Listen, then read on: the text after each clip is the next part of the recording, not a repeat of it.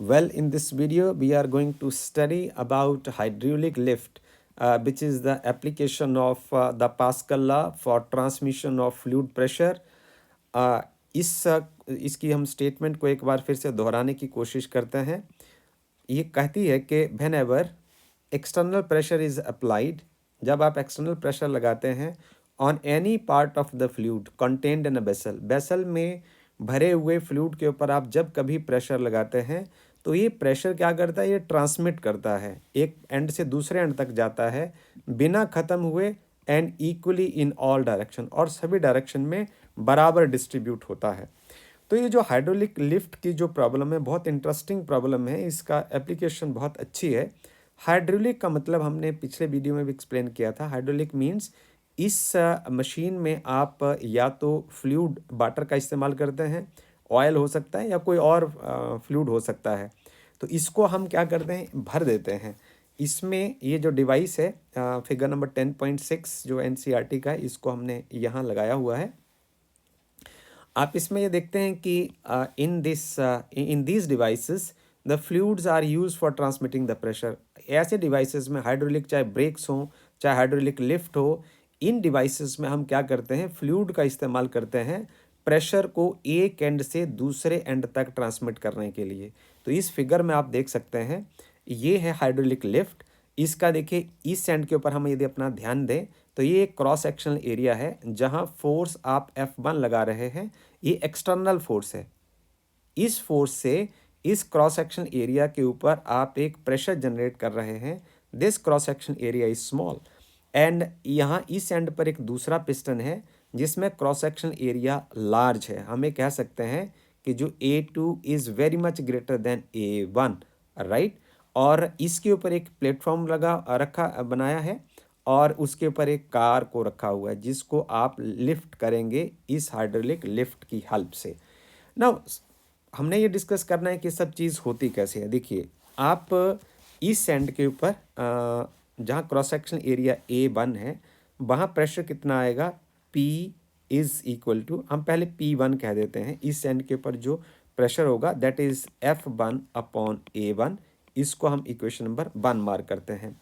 तो आप cross multiply कर दीजिए, जो आपका एक्सटर्नल फोर्स होगा वो होगा P1 into A1, this is equation number 2, right.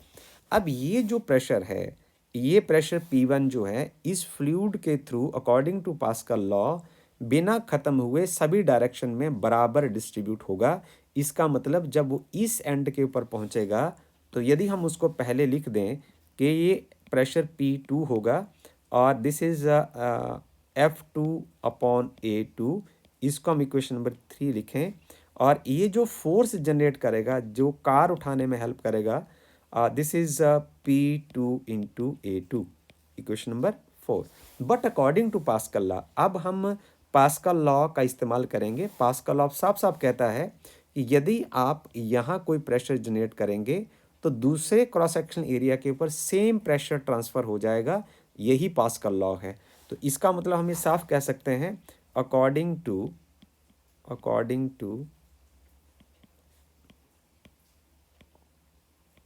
Pascal's law, जो प्रेशर P1 है वो प्रेशर P2 के बराबर है, इसलिए हम दोनों को P लिख सकते हैं, राइट। सो हमारे पास इक्वेशन 1 और इक्वेशन नंबर 3 में क्या हो जाएगा, आपके पास हो जाएगा P is equal to F1 upon A1 and this is also equal to F2 upon A2।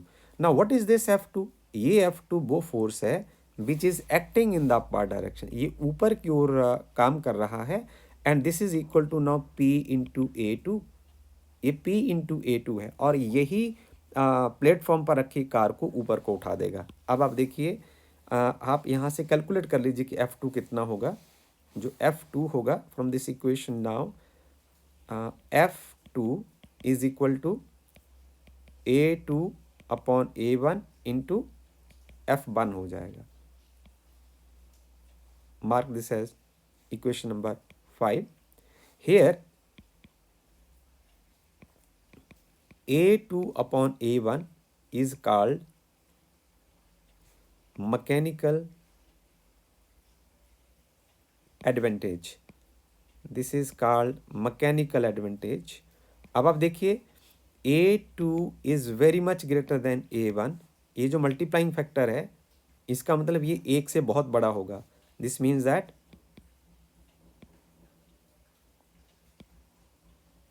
That A2 upon A1 is very much greater than 1.